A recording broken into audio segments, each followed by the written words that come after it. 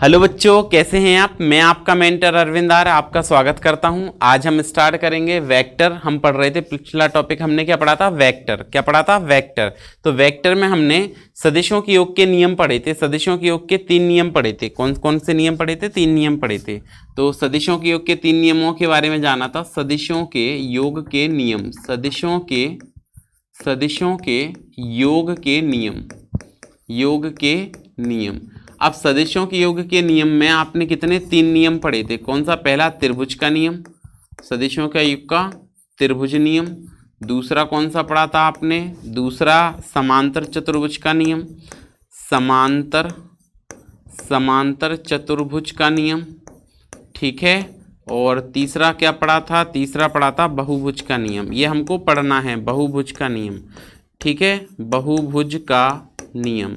तो हमने त्रिभुज के नियम की बात करी थी। आज अब आगे चलते हैं, हम पढ़ेंगे समांतर चतुर्भुज का नियम और कौन सा पढ़ेंगे, बहुभुज का नियम, ठीक है। तो स्टार्ट करते हैं आज का हम टॉपिक। आज है हमारा नेक्स्ट टॉपिक, क्या है आज का, सदिशों के योग के समांतर चतुर्भुज का नियम। सदिशों के योग का समांतर चतुर्भुज का नियम।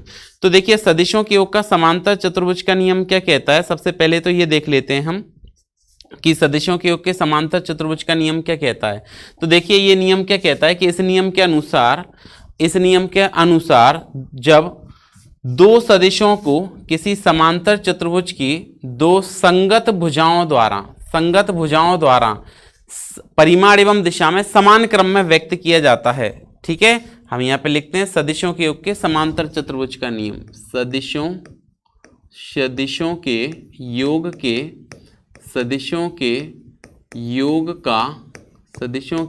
का समांतर चतुर्भुज का नियम, समांतर चतुर्भुज का नियम, ठीक है। ये हमारा सदिशों के योग के समांतर चतुर्भुज का नियम हमको पढ़ना है।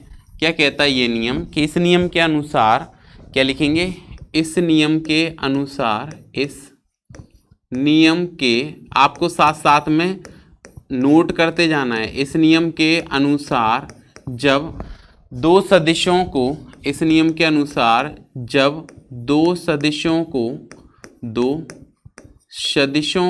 परिमाण एवं दिशा में,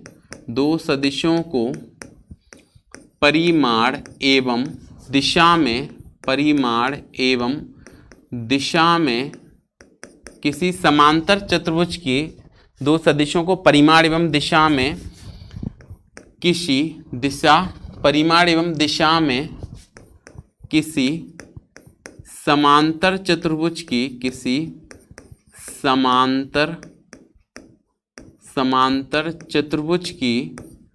चतुर्भुज की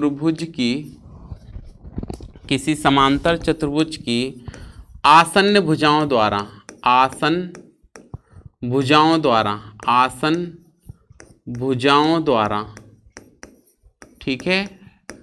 क्या, इस नियम के अनुसार जब दो सदिशों को परिमाण एवं दिशा में किसी समांतर चतुर्भुज की आसन्न भुजाओं द्वारा, ठीक है, दो सदिशों को परिमाण एवं दिशा में समांतर चतुर्भुज की आसन्न भुजाओं द्वारा समान क्रम में व्यक्त किया जाता है। समान क्रम में व्यक्त किया जाता है, समान क्रम में व्यक्त किया जाता है, ठीक है। समान क्रम में व्यक्त किया जाता है तब उनके परिणामी सदिश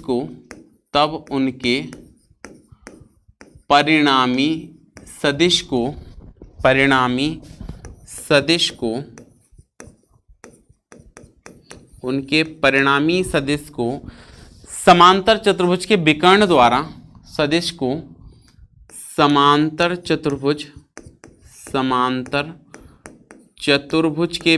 द्वारा, समांतर चतुर्भुज के विकर्ण द्वारा विपरीत क्रम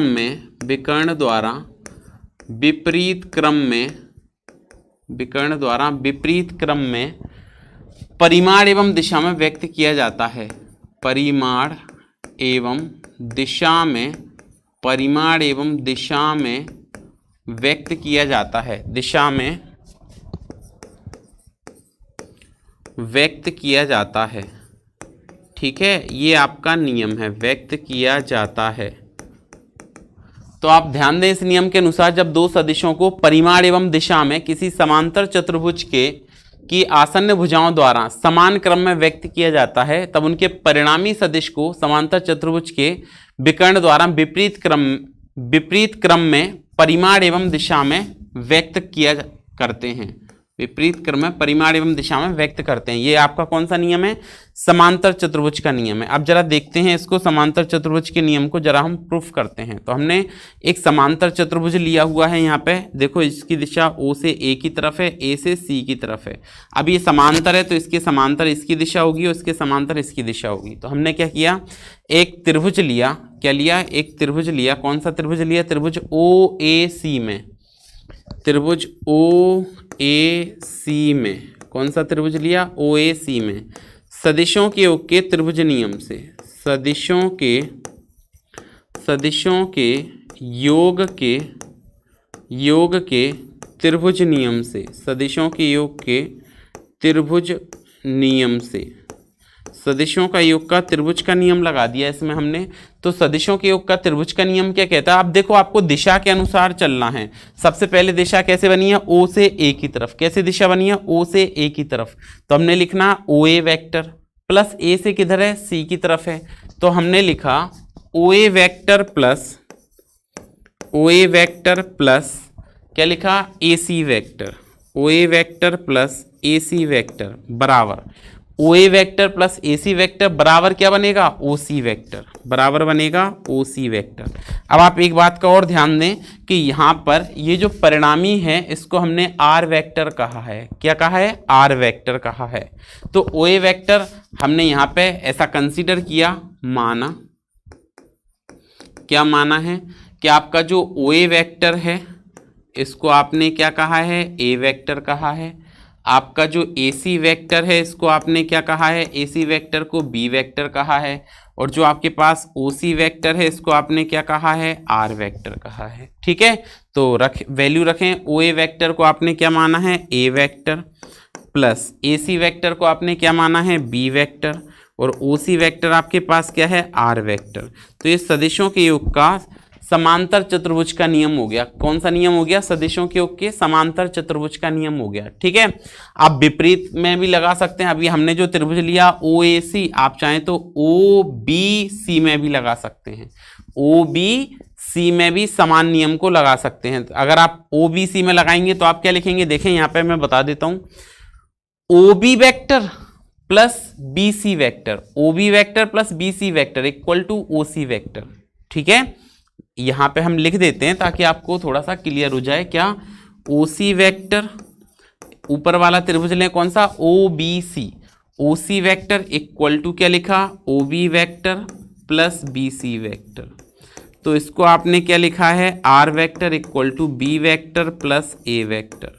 अब आप ध्यान दें, यहाँ से R वेक्टर की वैल्यू ये है, यहाँ से R वेक्टर की वैल्यू ये, तो आपकी जो वैल्यू बनेगी टोटल वो देखिए क्या बनेगी? वो बनेगी A vector plus B vector equal to B vector plus A vector. तो आगे हम लिखेंगे कि ये क्रम विनिमय के नियम का पालन करता है। कौन सा नियम है ये?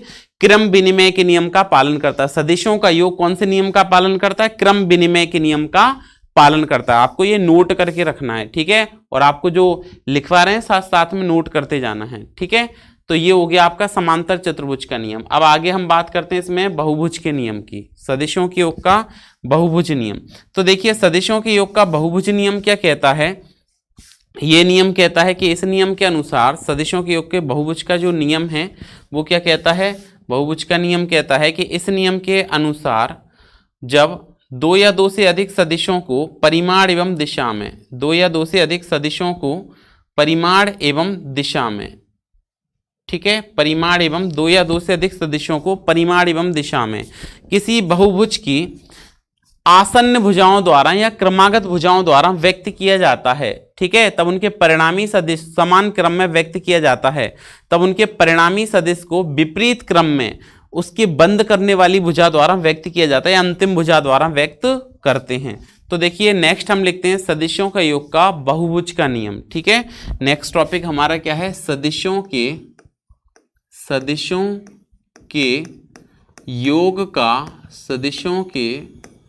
योग का बहुभुज नियम, सदिशों के योग का बहुभुज नियम।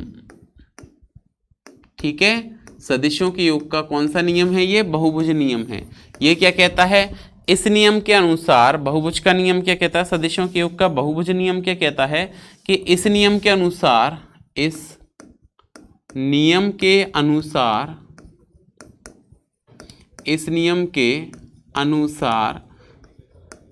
जब दो या दो से अधिक सदिशों को, दो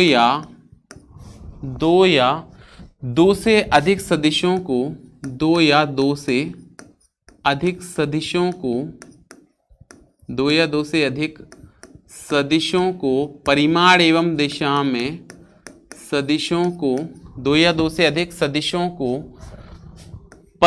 एवं दिशा में, परिमाण एवं दिशा में, दो या दो से अधिक सदिशों को परिमाण एवं दिशा में, ठीक है, परिमाण एवं दिशा में किसी बहुभुज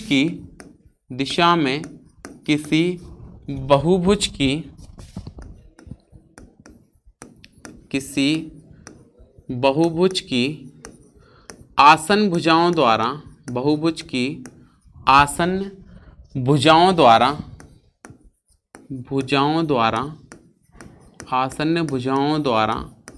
समान क्रम में व्यक्त किया जाता है, समान क्रम में व्यक्त किया जाता है, तब किया जाता है। ठीक है, आसन्न भुजाओं द्वारा समान क्रम में व्यक्त किया जाता है, तब उनके परिणामी सदिश को, उनके परिणामी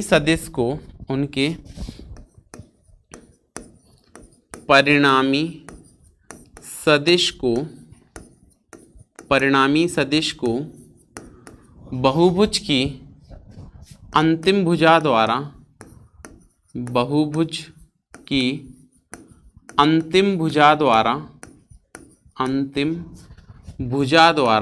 विपरीत क्रम में व्यक्त करते हैं। बहुभुज की अंतिम भुजा द्वारा विपरीत क्रम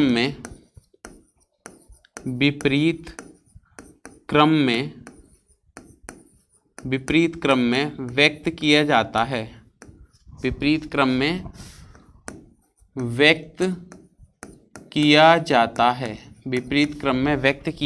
है, ठीक है, तो ये आपका कौन सा नियम हो गया, बहुभुज का नियम हो गया। क्या कहता है, इस नियम के अनुसार जब दो या दो से अधिक सदिशों को परिमाण एवं दिशा में किसी बहुभुज की आसन्न भुजाओं द्वारा, मतलब एक के बाद एक भुजाओं द्वारा समान क्रम में व्यक्त किया जाता है, तब उनके परिणामी सदिश को बहुभुज की अंतिम भुजा द्वारा विपरीत क्रम में व्यक्त करते हैं। ये बहुभुज का नियम हो गया। अब आपको क्या करना है, ये सिद्ध करना है।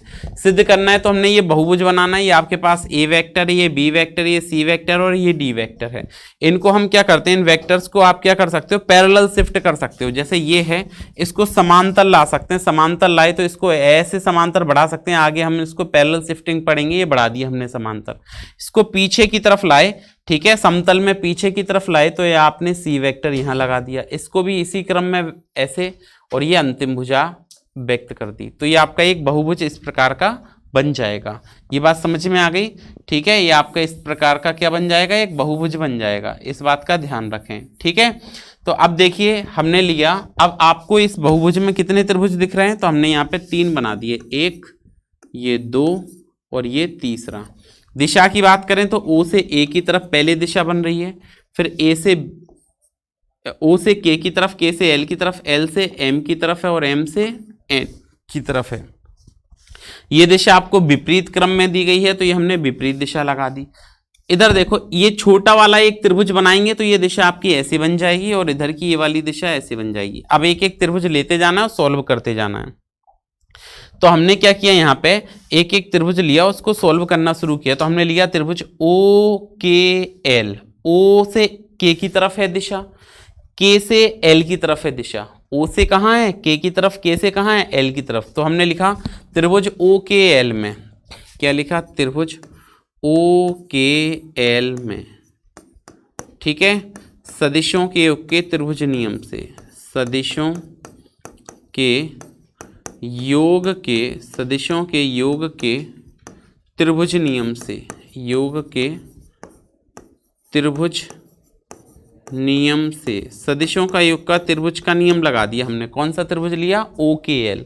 तो हमने लिखा, अब देखो दिशा देखें तो सबसे पहले क्या दिशा बन रही है, ओ एल वैक्टर, ठीक है, क्या बन रही है, ओ एल वैक्टर। तो ओ एल वैक्टर बराबर ओ से एल की तरफ है दिशा, तो ओ एल वैक्टर किसके बराबर होगा, ओ के वैक्टर प्लस के एल वैक्टर। तो हमने यहाँ पे क्या लिखा, ओ के वैक्टर प्लस के एल वैक्टर, ठीक है। अब आपको जो वेक्टर दिए गए थे वो हमने यहाँ पे लिख दिए, क्या लिखा, क्या क्या वेक्टर दिए हमने, ऐसा माना है, क्या है, ओ के वैक्टर, ओ के वैक्टर ये किसके बराबर है, ए वैक्टर की।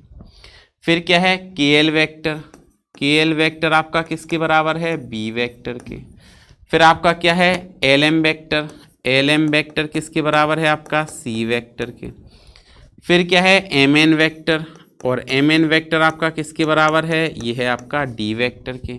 फिर क्या है, ओ एन वैक्टर, तो ओ एन वैक्टर आपका किसके बराबर है, आर वैक्टर के, ठीक है।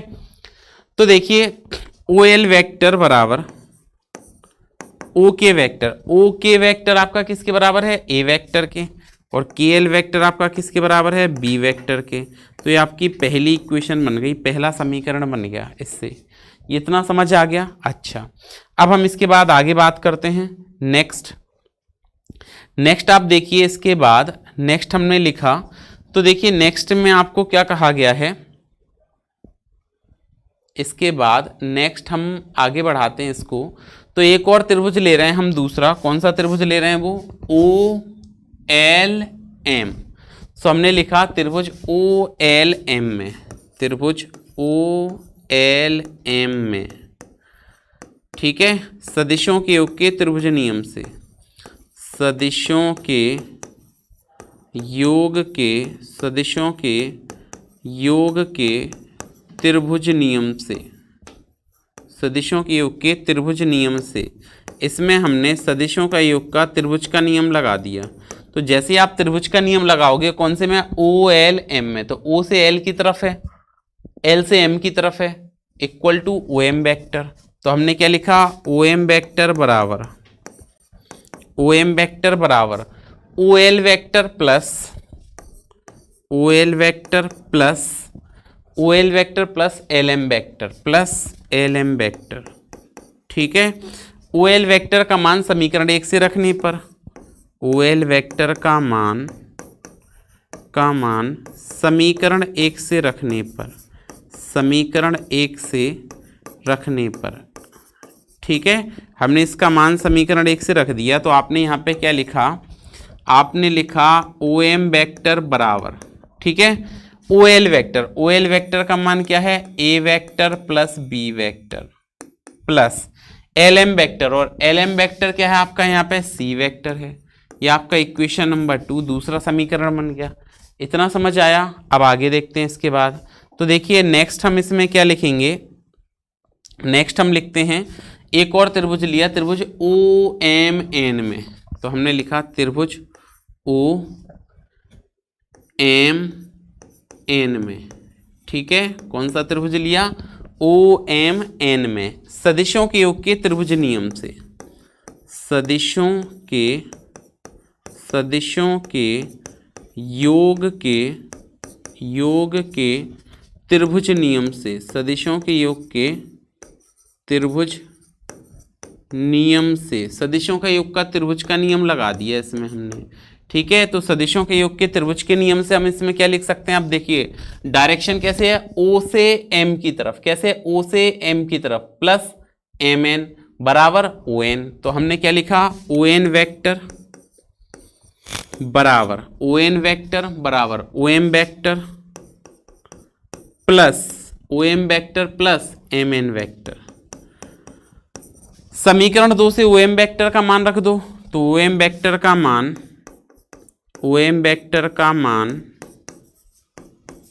समीकरण 2 से रखने पर का मान समीकरण 2 से रखने पर, तो हमने क्या लिख किया, इसका मान रखा समीकरण नंबर 2 से। तो ON वेक्टर को आपने क्या माना है यहाँ पे, R वेक्टर। क्या माना है, R वेक्टर। तो हमने लिखा R वेक्टर बराबर ON वेक्टर क्या है, A vector plus B vector plus C vector plus MN vector क्या है, D वेक्टर।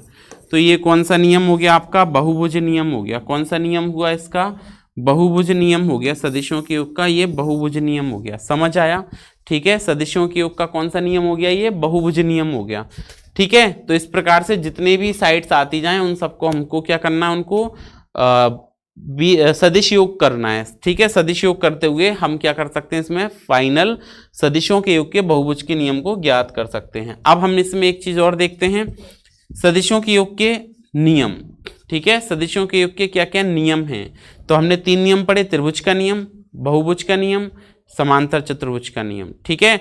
अब सदिशों के योग के नियम के गुण पढ़ने हमको, ठीक है। सदिशों के योग के नियम के गुण, प्रॉपर्टीज पढ़नी है। तो हमने क्या लिखा, सदिशों के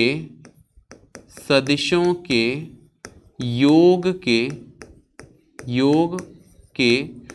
नियम के गुण, सदिशों के योग के नियम के क्या क्या गुण होते हैं, क्या क्या प्रॉपर्टीज होती हैं, वो हमको इसमें चेक करना है। सदिशों के योग के नियम के गुण, तो देखिए पहला नियम है, सदिशों का योग क्रम विनिमय नियम का पालन करता है। सदिशों का योग क्रम विनिमय नियम का पालन करता है। क्रम विनिमय नियम का पालन करता है, ठीक है। काय का पालन करता है, क्रम विनिमय के नियम का पालन करता है। क्रम विनिमय का नियम क्या होता है, A vector plus B vector बराबर होगा हमेशा B vector plus A vector के। ये अभी हमने बताया था। सदिशों का योग हमेशा किसका पालन करता है, क्रम विनिमय के नियम का पालन करता है। दूसरा, सदिशों का योग